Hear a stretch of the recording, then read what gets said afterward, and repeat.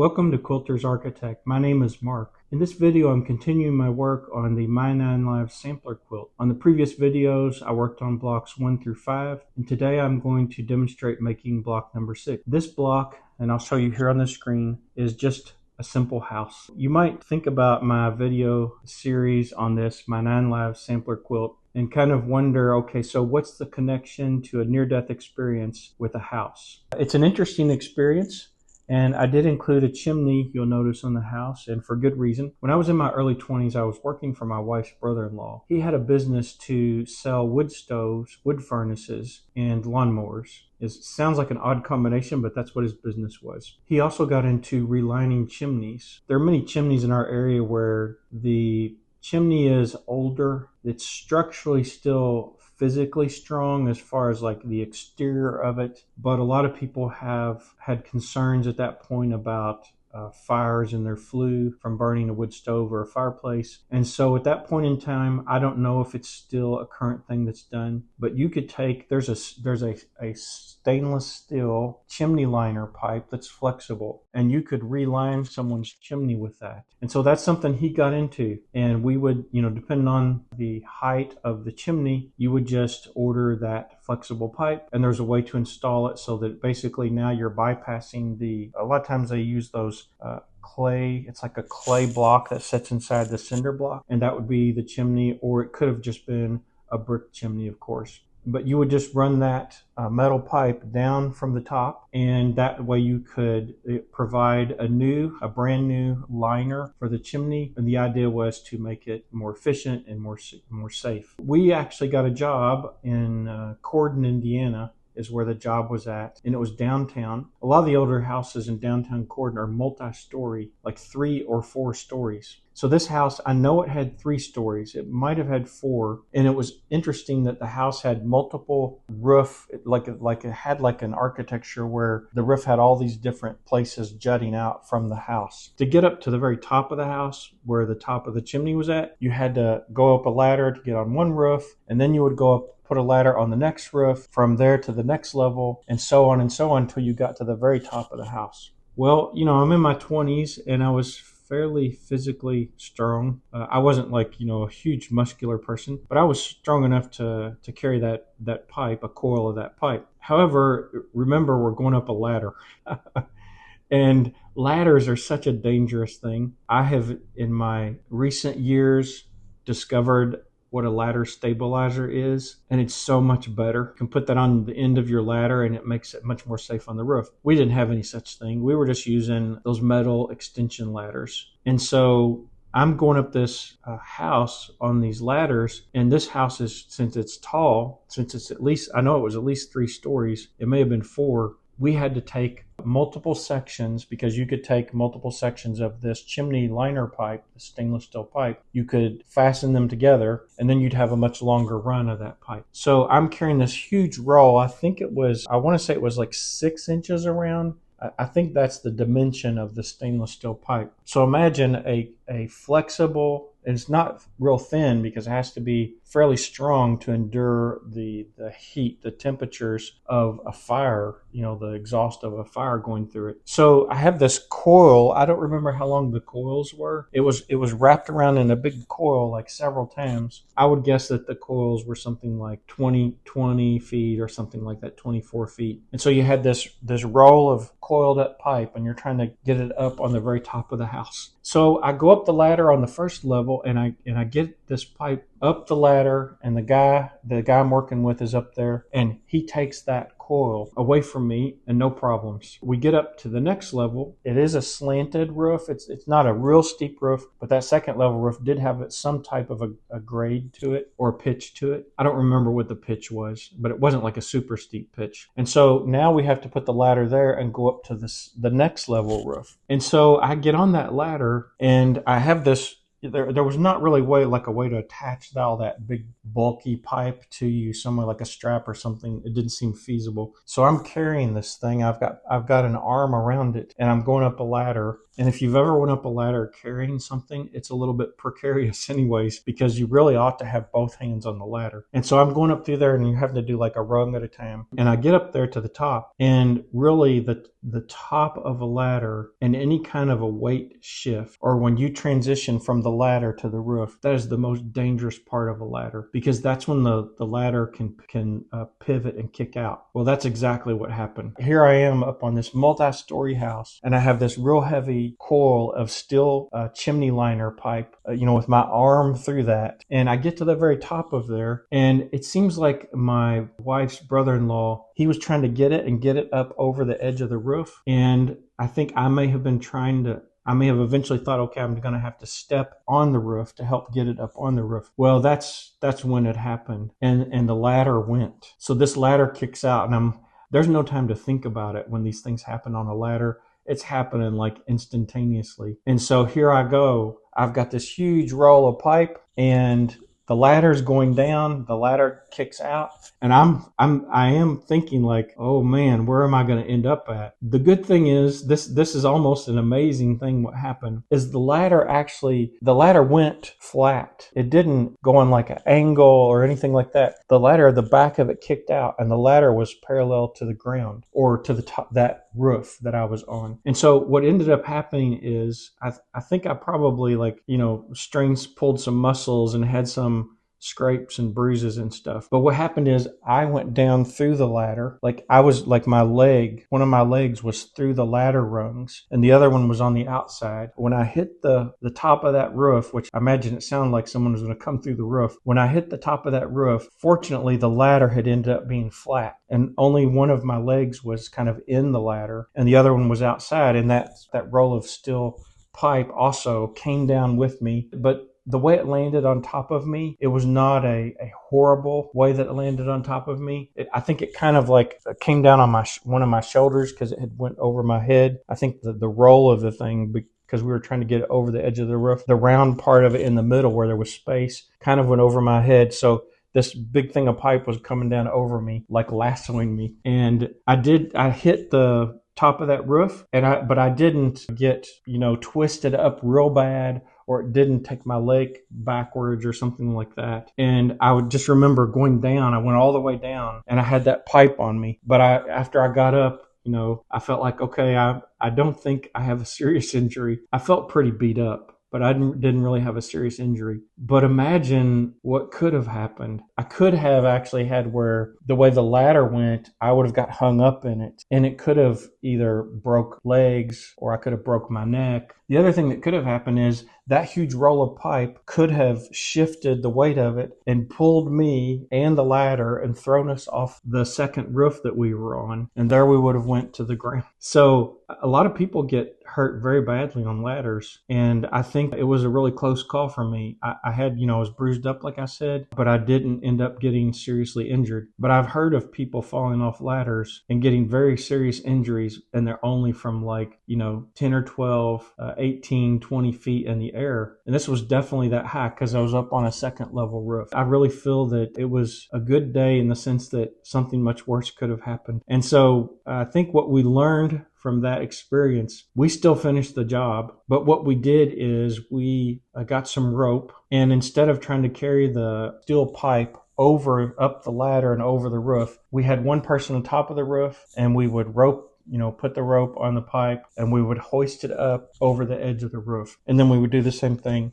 progressively as we got to the top. But I would have to say this changed my viewpoint on ladders. I was young, inexperienced. I didn't have a lot of ladder experience, but it definitely taught me that when you are going from the ladder to the roof, or you're trying to carry something up a ladder, it's a very dangerous activity. And I see people doing roofing, and a lot of them now have these machines. It's like jacks, it's kind of like a scissor jack, and it'll raise all the shingles up off the ground, and then they can just lift them over to the roof, which is much safer, that type of work that people do. Now, as I mentioned earlier, I have a ladder stabilizer, and what that is it slips over the top rung of the ladder, and it fastens to the top of your ladder.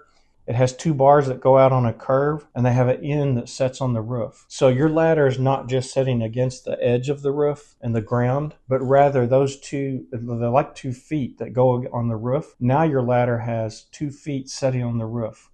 And since I've been using a ladder extension, I have found, or ladder stabilizer, I have found that using a ladder is much safer, because every time I've ever used a ladder and I didn't have one of those, there's always that fear and that risk of the ladder kicking out. And there you go, headed towards the ground. So hopefully sharing experiences like this with our family members and friends can help them, because they may also, there could be some of them who are just venturing into the workforce and doing construction and using ladders, and they can learn that ladders are a very dangerous tool. They're an excellent tool to get the work done, but if you don't use them properly, you can really get hurt seriously. Okay, so I laid all the fabric pieces out here together for the house block. We can see that this is one of the more involved blocks in the sampler quilt. It has a lot of little pieces to make the house. And so what we see at the top are 2 rectangles on each side of the chimney and 1 square above it, and then our chimney square. And then across the top here for the roof, we're going to make HSTs, and we're going to make these out of different combinations, because in my case the roof is from this fabric, and then the main part of the house is this darker fabric. To create the roof shape like this, we have 2 HSTs over here, and so this dark and light fabric makes the edge of the roof with the sky beside it. And then there's a square in the center that's the main, kind of like the part of the roof that doesn't have an edge, that's on an angle. And then we have again the fabric that represents the roof and the sky together for an HST on the right side to represent the other angle of the roof. And then at the bottom we have little units. There are 3 rectangles from this fabric, and that represents the part of the house around the door. And then there's the door rectangle, so those could form a unit. Then we have these pieces below that form the house around the window on the side of the house. So there's a rectangle above and below, 2 rectangles beside the window, and if we join all those together, we would have these 2 bottom units that are like around the door and around the window. But what I'm planning to do first is do these 3 HSTs so that we have those little pieces completed that'll form this unit of the roof.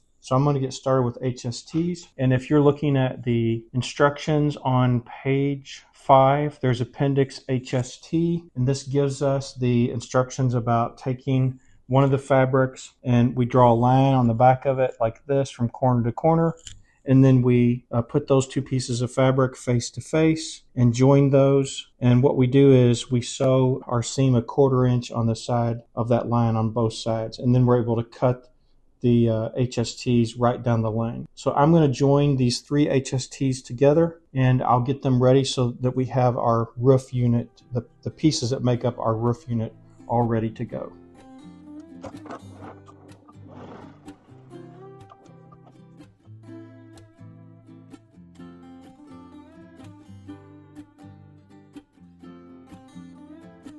And then of course we'll press our seams open on our HSTs. That way we can square them. And I did make these fabric pieces 3 inches that join together to make the HST. That way when we go to square them, we have some extra on both sides of the HST to do the squaring.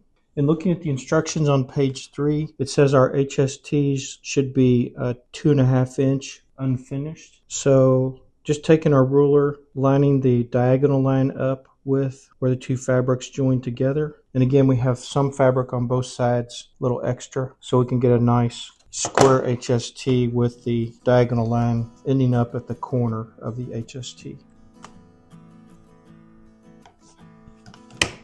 And there we go. So we can just trim the other 2, and we'll have our HSTs ready to go. I plan on joining these pieces in units.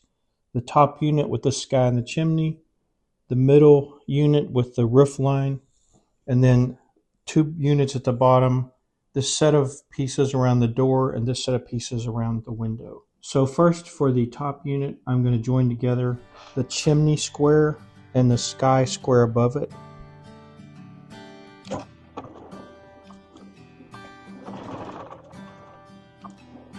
Now we can see that with the 2 small squares to represent the chimney and the sky above it, those together match the size of the rectangles beside them. I'm going to join these top pieces to form our top unit of the block.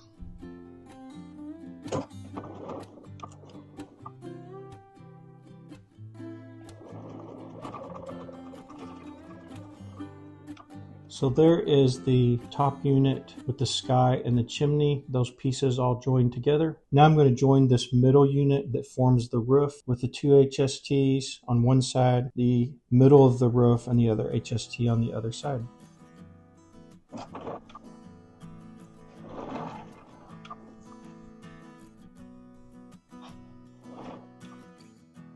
So there is our roof unit.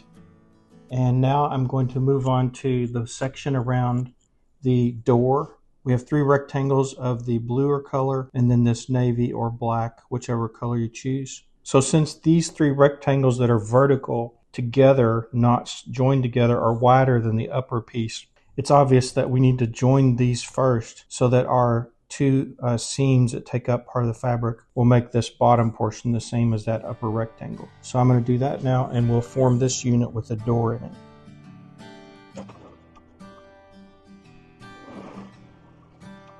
So now we can see that since I joined the three vertical rectangles together, they now, with the fabric taken up by the seams, match the size of the rectangle above. So we'll join those together next.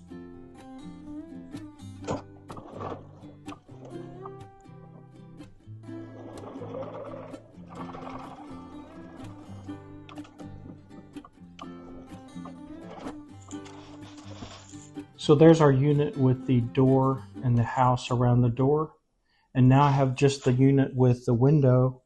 And again, this is a case where, as you can see, if you put the window and the two rectangles that go beside it together, they're larger than the two rectangles above and below. So we have to join these three pieces in the middle, the window and the two rectangles beside it. And then we can join those three.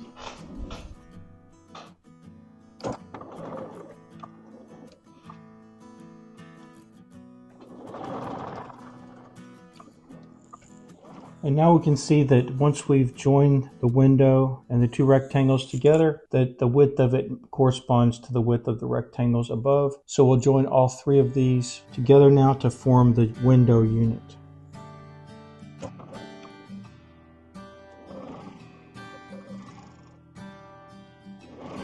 So now that we have our four units formed, now we can just join together the top two units and the bottom two units, and then we'll be able to join the top and bottom of the block to form the entire block.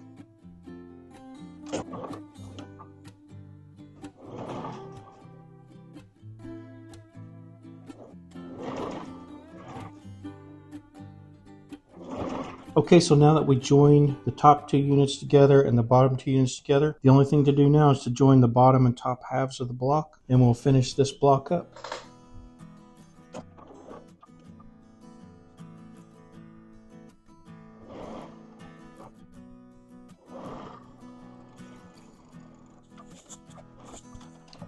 Okay, so we have our entire block joined together. I'm just going to starch it lightly before I square it.